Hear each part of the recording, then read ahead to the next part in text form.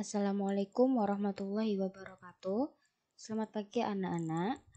Hari ini kita akan belajar IPS di tema 2, subtema 2 dan juga pada subtema 3. Di dalam buku kalian dijelaskan jenis-jenis usaha ekonomi yang dikelola secara perorangan.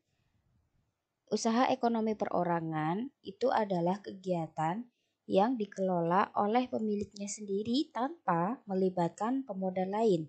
Contohnya, warung, toko, usaha pertanian, bengkel, dan industri kecil perumahan. Kemudian, di sini ada kelebihan dan kekurangan usaha perorangan. Yang pertama, kelebihannya yaitu keuntungan tidak dibagi dengan pemodal lain. Kedua, kebebasan dalam mengembangkan usaha sendiri. Ketiga, tidak bergantung pada orang lain dalam mengatur usaha. Kemudian kekurangannya yaitu keterbatasan modal. Yang kedua, kekurangan tenaga kerja.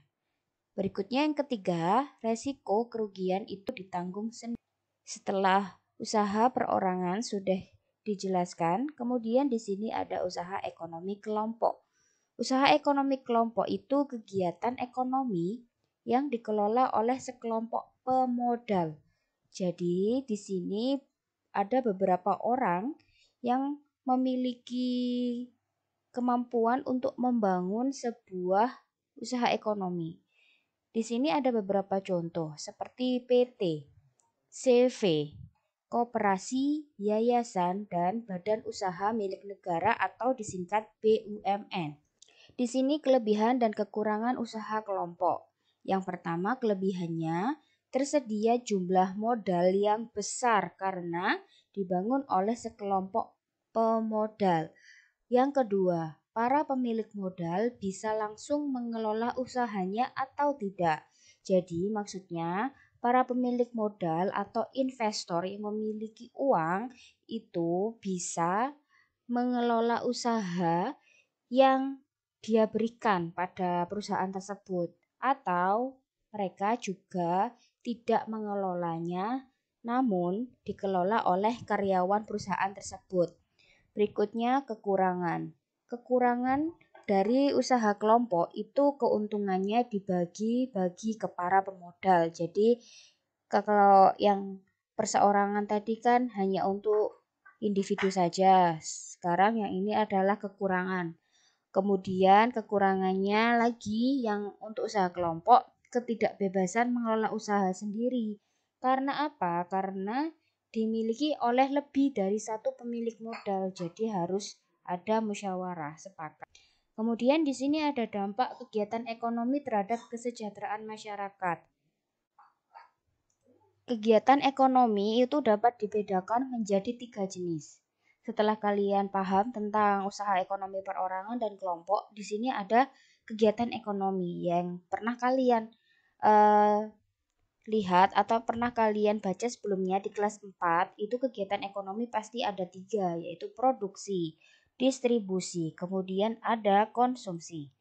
Nah, berikut ini adalah contoh-contoh dari macam-macam kegiatan ekonomi. Gambar yang pertama adalah gambar dari peternak ayam yang termasuk ke dalam produksi. Kemudian yang kedua adalah distribusi, yaitu seorang kurir atau pengangkut yang akan mengirimkan ayam-ayamnya ke para konsumen. Dan ketiga, ayam tersebut bisa kita kelola dan itu disebut sebagai konsumsi atau pemakaian. Setiap kegiatan ekonomi yang dilakukan itu memberikan dampak atau pengaruh yang berbeda-beda. Berikutnya, di sini adalah contoh-contoh dari kegiatan produksi. Kalian tahu kegiatan produksi itu kegiatan yang menghasilkan barang untuk memenuhi kebutuhan hidup. Orang yang memproduksi barang itu disebut sebagai produsen. Di sini ada contoh konveksi pabrik kain, konveksi pembuatan kain atau baju. Kemudian di sini ada bakery atau pembuatan kue kering. kegiatan produksi. Berikutnya adalah distribusi. Distribusi itu kegiatan yang menyalurkan barang untuk memenuhi kebutuhan hidup. Jadi, orang yang melakukan kegiatan distribusi itu disebut sebagai distributor. Distributor di sini ada contohnya pengiriman barang menggunakan truk-truk yang besar. Kemudian di sini juga ada paket kurir yang biasa kalian gunakan untuk mengirim barang-barang kalian yang sudah kalian gunakan untuk belanja online. Misalnya ada kurir JNT, JNE dan sebagainya, itu termasuk distribusi. Oke. Lalu ada kegiatan konsumsi. Konsumsi itu kegiatan menghabiskan barang. Contohnya seperti kita membeli sesuatu di pasar, kita makan makanan. Nah, itu adalah kegiatan konsumsi. Oke. Baru sekarang kita ke IPS di tema 2 subtema 3. Setelah kalian membahas tentang usaha ekonomi perorangan, usaha ekonomi kelompok, dan kegiatan ekonomi yang ketiga tadi, sekarang bagaimana cara kita menghargai kegiatan ekonomi di masyarakat?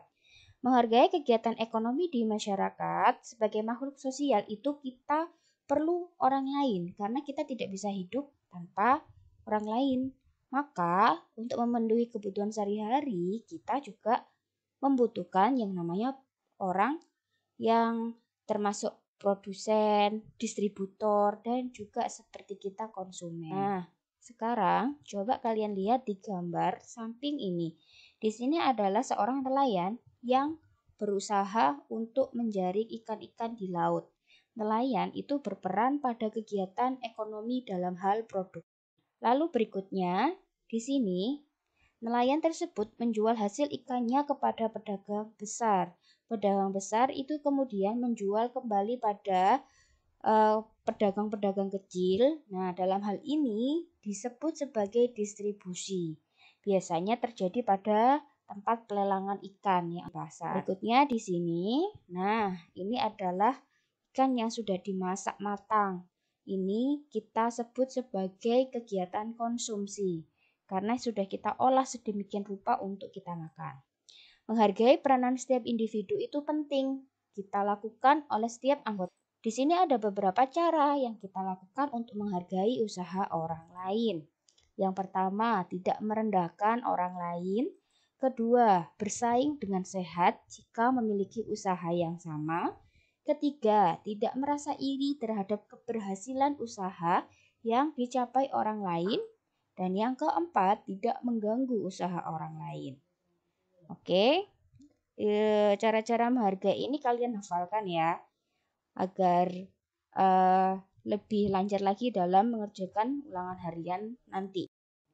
Berikutnya, di sini adalah usaha-usaha kegiatan ekonomi. Contohnya yang tadi ada peternak ayam.